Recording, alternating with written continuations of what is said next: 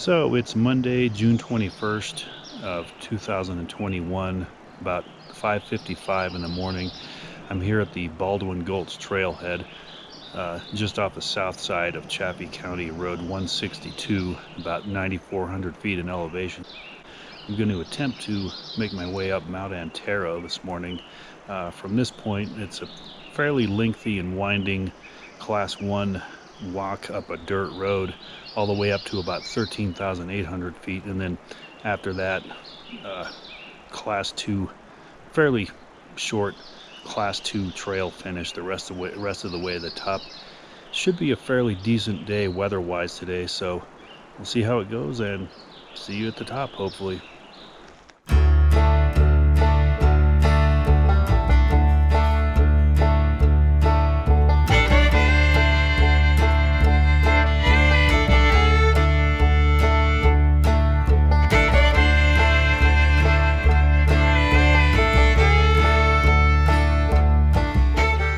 Mount Antero lies in the southern Swatch Range and is clearly visible from the Arkansas River Valley, though not as visible as its neighbor to the immediate north, Mount Princeton, but that's only because it's farther away. This view shows it from the northeast from across the valley, and here you can see its distinctive high east ridge. The clip here shows the mountain while going west along Highway 285 with Princeton on its right. This closer view of it was taken from the chalk cliffs to the northeast, which comprise the southeast ramparts of Mount Princeton. These next two clips show Antero while going west on Chaffee County Road 162 with the striking chalk cliffs on the right. I do have a video of hiking up into the chalk cliffs, as well as a video of walking along the narrow gauge trail, which was once part of a railroad into Chalk Creek Canyon, which lies between the two 14ers. I will put links to both of these. Next, the mountain is seen from the north from the summit of Mount Princeton. And this more distant view from the north is from the summit of Mount Yale. Finally, these views shows the mountain's summit seen from its west slopes route. Besides being another picturesque, enjoyable 14er climb, the mountain is known for a number of other things. Its naming after a chief of the Uinta people seems to date back as early as 1879. It was also around this time and into the 1880s that the mountain and its surroundings became the scene of a major silver mining boom, which saw a number of mining towns spring up in the area. Some of the remnants of one of these, St. Elmo, still exist today. Mount Antero's biggest claim to fame, though, has been the abundance of gems it has yielded, which is mentioned on this sign near the Chalk Cliffs trailhead. Its distinction in this regard began a number of years after the start of the silver boom, when a prospector named Nelson Wanamaker began acquiring specimens from high on the mountain. Ever since then, many professionals and amateurs have followed in his footsteps. Even I have come across some modest specimens in my visits here, like these first two from July 2005, and the last one from the current occasion.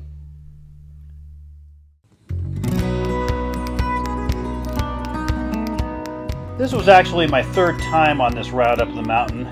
My first time here was back on July 1st of 2005 with my dad, when I made my entire way up on foot from the trailhead to the top.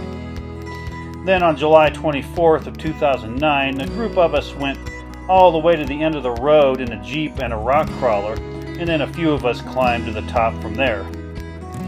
Actually, the endurance stats for this route are pretty considerable if you hike up from the bottom like I do here.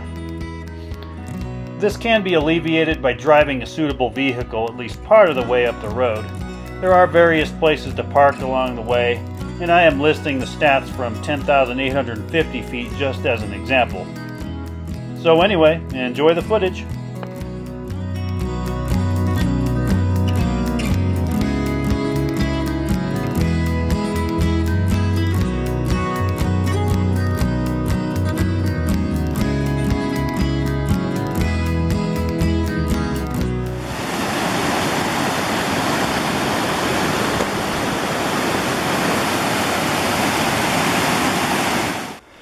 So I'm still walking up this initial phase of the road.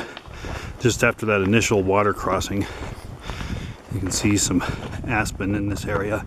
This segment of the road is fairly steep, and the road initially goes for about roughly a mile in a southeast to south direction before angling toward more directly toward the south, and then it'll do that for a couple miles.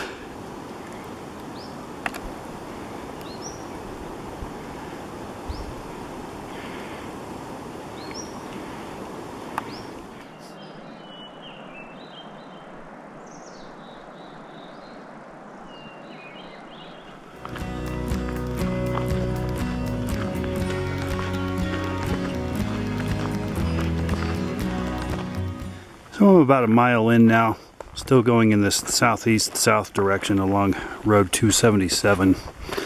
I'm up here now at about 10,300 feet, and we've reached the first road intersection right here, where we see Road 279 goes off to the right. However, I want to stay to the left on Road 277 to continue towards Mount Antero. So just a little ways after the intersection with Road 279, the road is, as I said, starting to veer off into a more directly south direction. And I'm still on a pretty flat stretch here, a pretty level stretch. And still heading south here. Have started to pick up a little bit more elevation, but not much, and really for roughly the next couple miles or so this road is going to be headed in about this direction without too much elevation gain.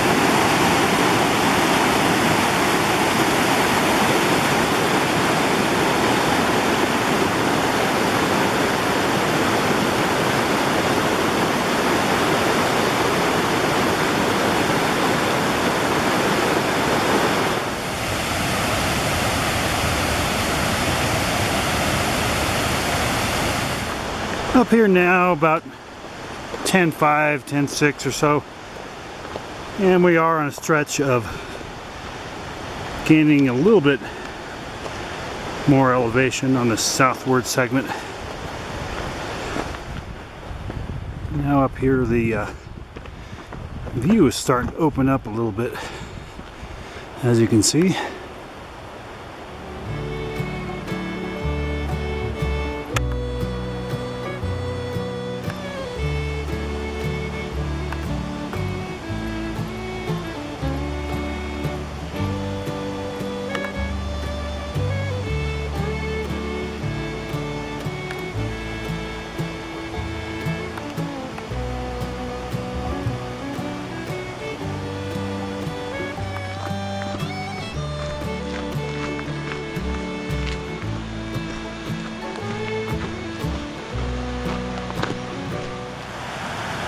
Okay, so I'm now up here at about 10.8 or so, about almost 3 miles in, and I've arrived at the intersection of Road 277, which continues right here and goes off to the southwest.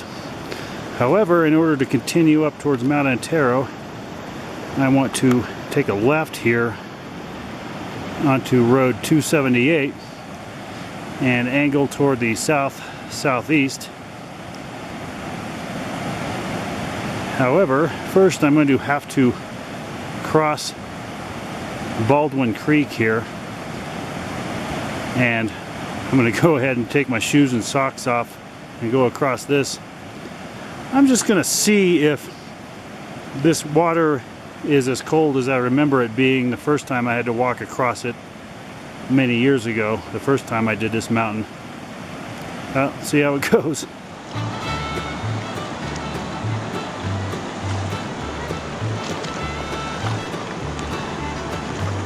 And if you remember before, I was wondering if this water was going to seem as cold as I remember it being many years ago when I crossed it. And yeah, it's every bit as cold as I remember it. It's almost like your feet and lower legs feel like they start to become one with these rocks under here. Oh man, that's cold. But I'm on the other side. Yeah, it's about 20 after 7. Just crossed the creek, now headed southeast south on road 278. And on this road, I am going to start gaining elevation more steeply.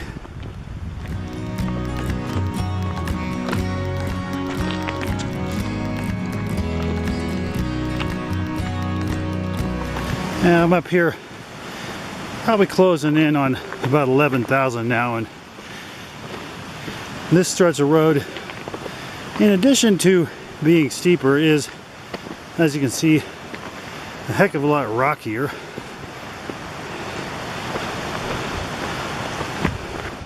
And now I've got to cross the water again. I'm going to check up around here to the right and see if there's maybe an easier way.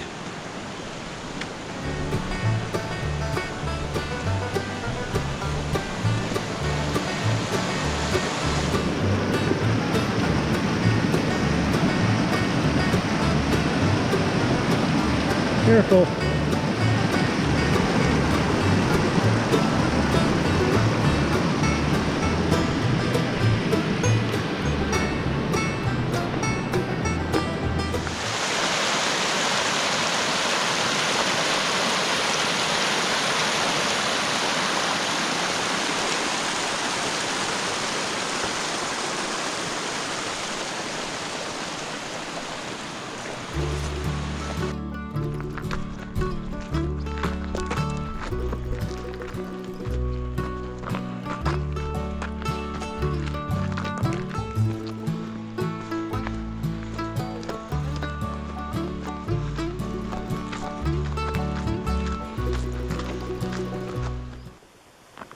So yeah, this road continues to be pretty steep as I come up here to, I'm going to say about 11.7 or so.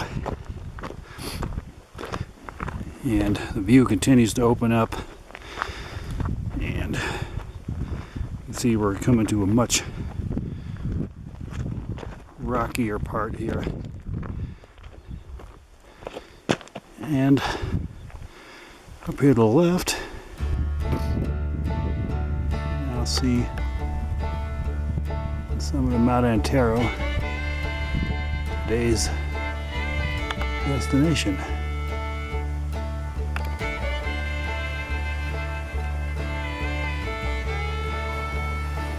And continue onward and upward.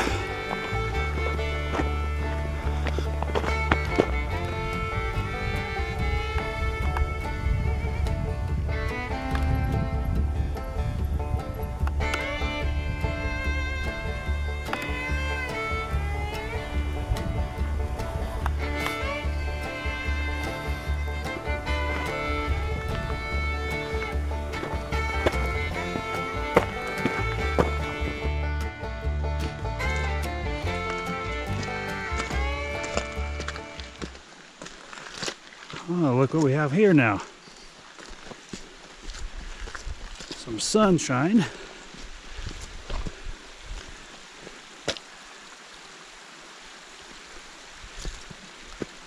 So I'm coming up the west slopes of this mountain. Been in the shadows the entire time up to this point, and will be again here.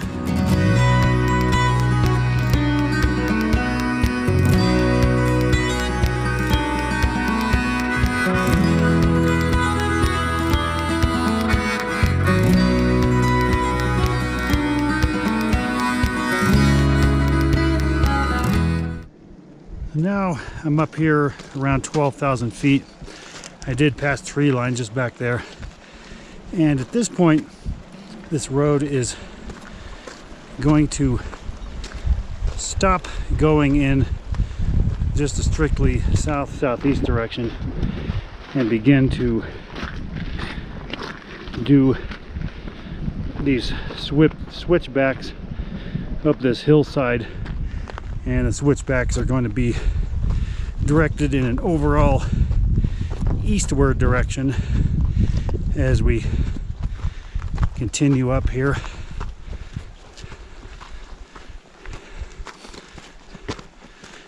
Up straight ahead there, you can see the high 13er Cronin Peak.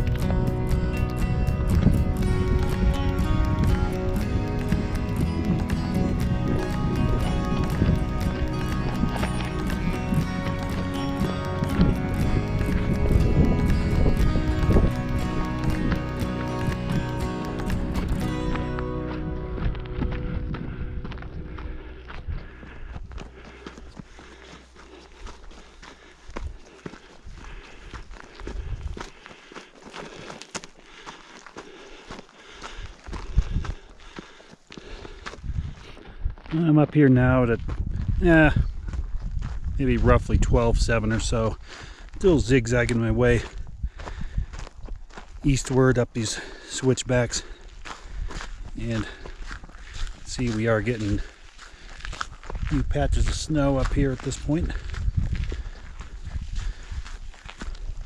This road up these switchbacks isn't terribly steep, but it is pretty steep and pretty relentless.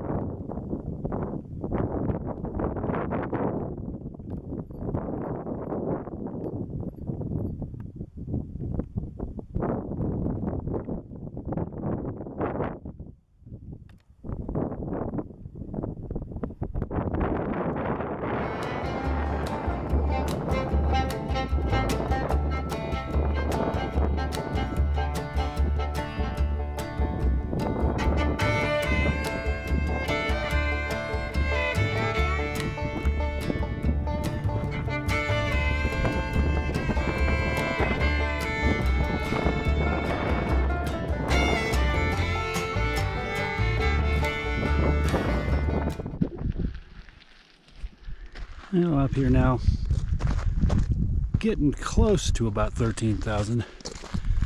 See Mount Antero up there. And here's the first little amount of snow that has to be dealt with up here. Nothing too bad. Now up higher here, I'm getting into Some of the whitish colored rock that the upper reaches of this mountain are known for.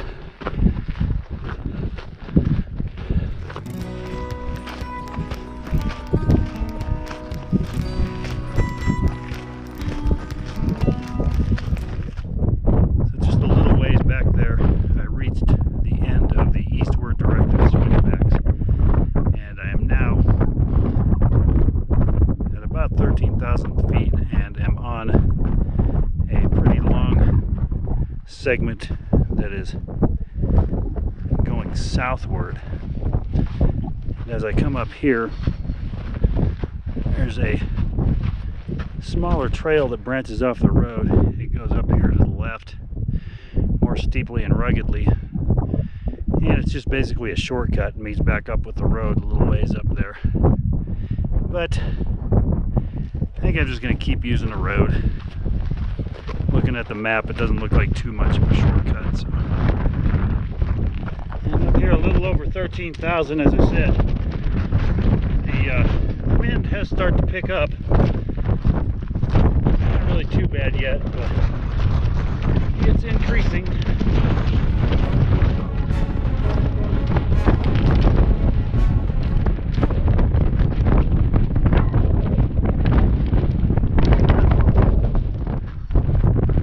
As I come up here now, you're going to see a new vista open up towards the south, right there.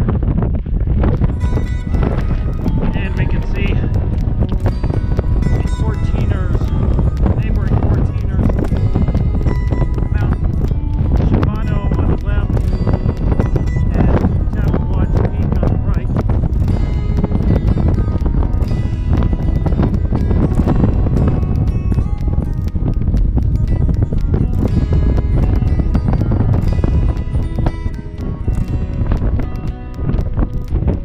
Another road intersection here. So at this point, Road 278 heads down towards the southwest. To continue towards Mount Antero, take a left here and head east onto Road 278A. I want to continue on to the left and veer towards the east. And just after that, reach another minor road intersection. Don't go to the right, stay to the left.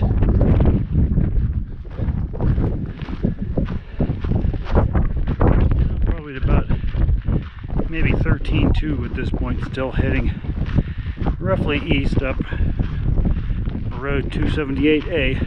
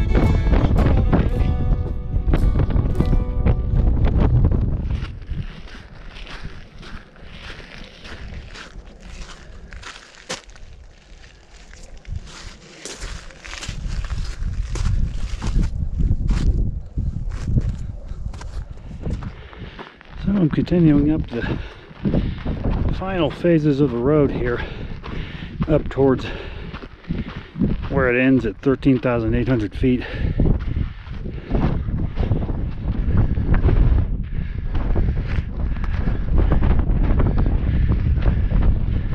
Getting pretty fatiguing up here.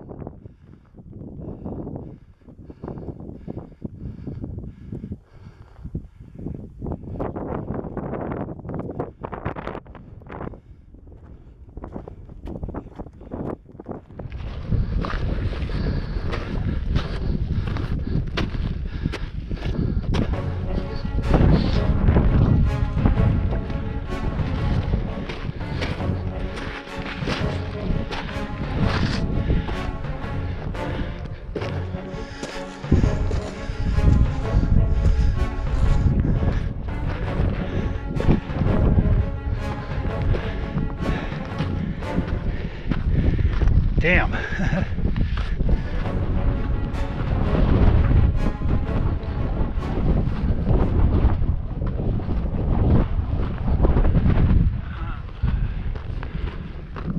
And I'm coming up to the end of the road finally here.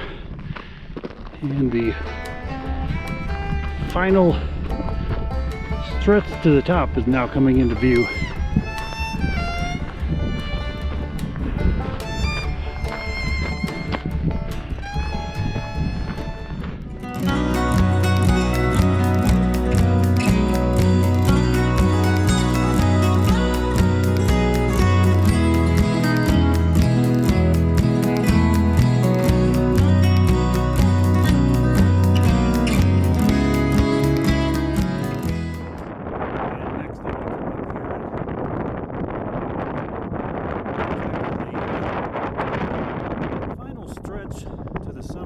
So I tried explaining this in real time, but it was just too windy to hear. Once you reach the gate at the end of the road at around 13,800 feet, the remaining path to the summit is about half a mile and roughly an additional 470 vertical feet. The first part shown here is the most rugged. For the most part, the best path on this segment is along the right or east side of the ridge. Then, once you get to the second part, you can either go straight up the top of the ridge,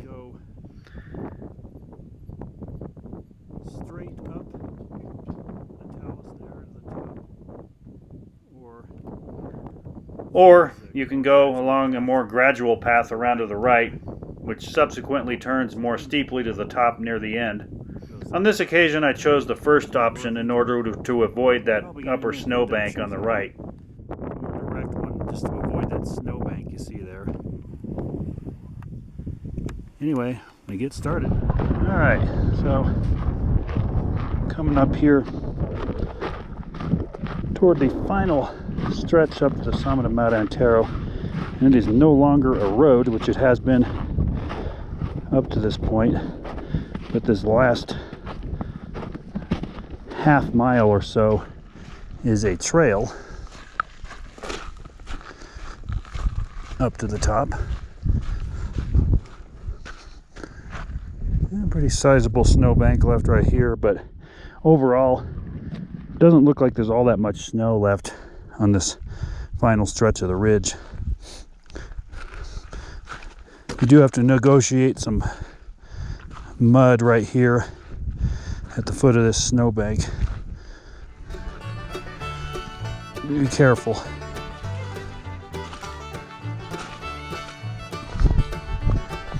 Past that.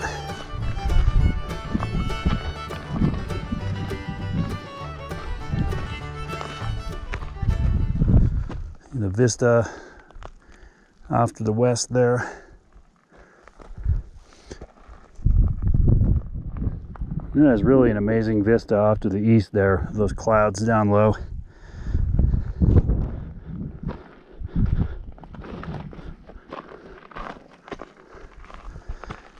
And I'm going to stick to the right here.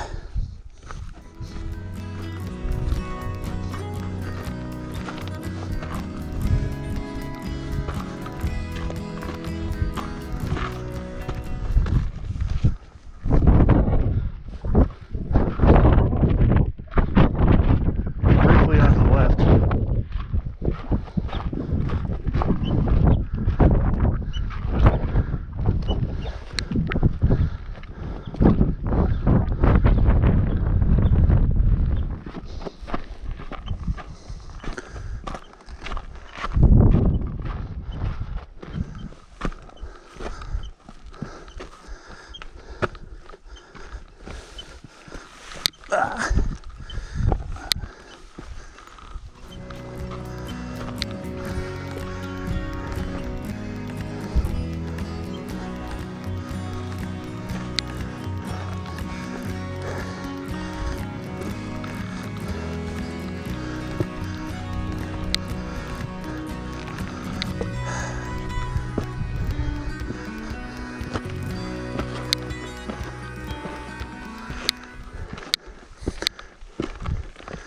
You know, so far This final stretch is pretty wind-free. Not like it was back there on the mid and upper reaches of the road. It looks like there's an option here. You can either go up higher on the ridge here or around lower to the right. I'm gonna try around lower to the right. Probably doesn't matter too much, but try this.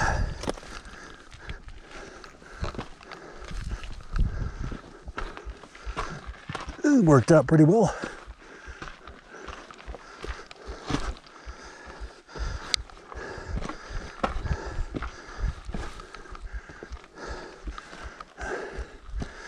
So a neat little slot you have to go up. Kind of like the one back there, only a little longer.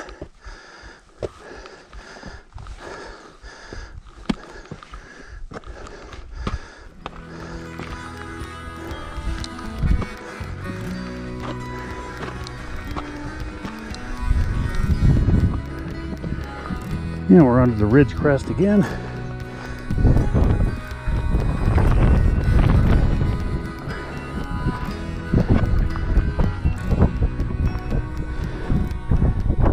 Now it looks like there's a final kind of rock tower here just before the end of this rugged section.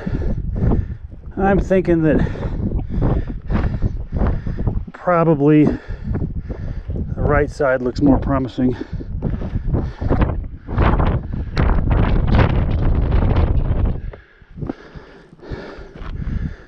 Because I'm kind of up higher on the right side of it. Down lower I think it would have worked, but this seems fine too.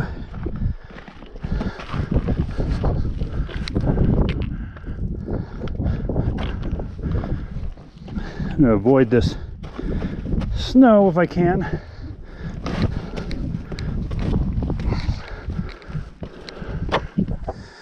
Now once again I'm a little lower down on the right. Looks like a good path though.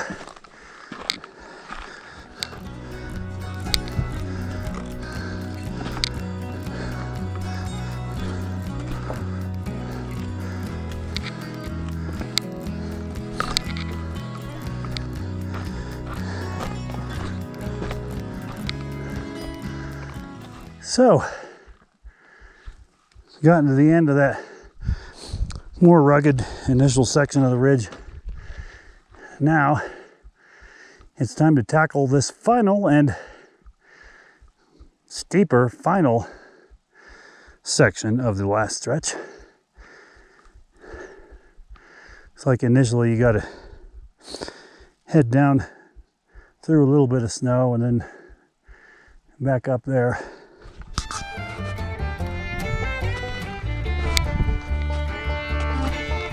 No, not bad.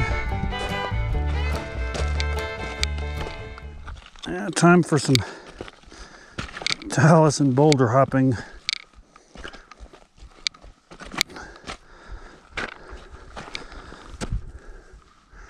Yeah, get to the other side of the snowbank.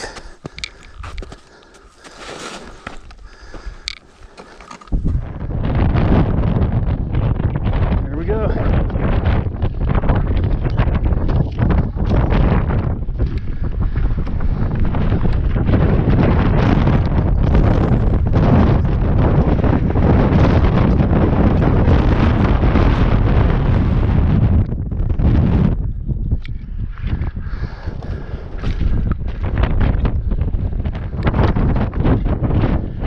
Doesn't seem to be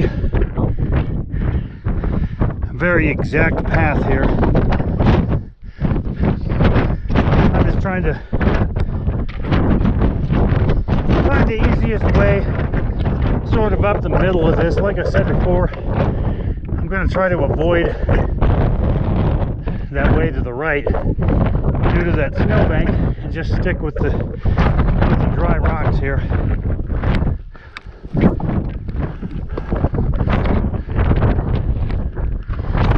Intermittent section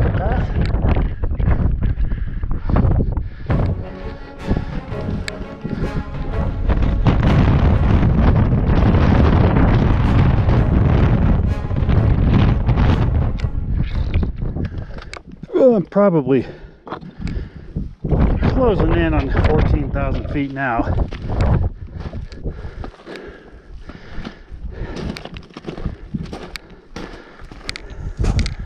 Little ways to go.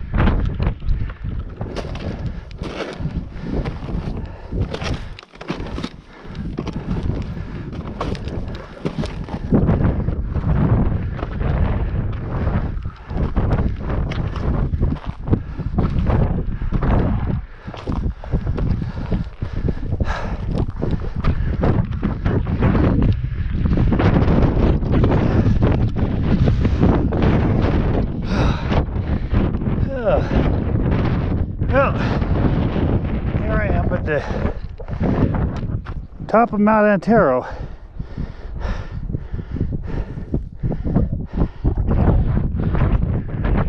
That was a workout.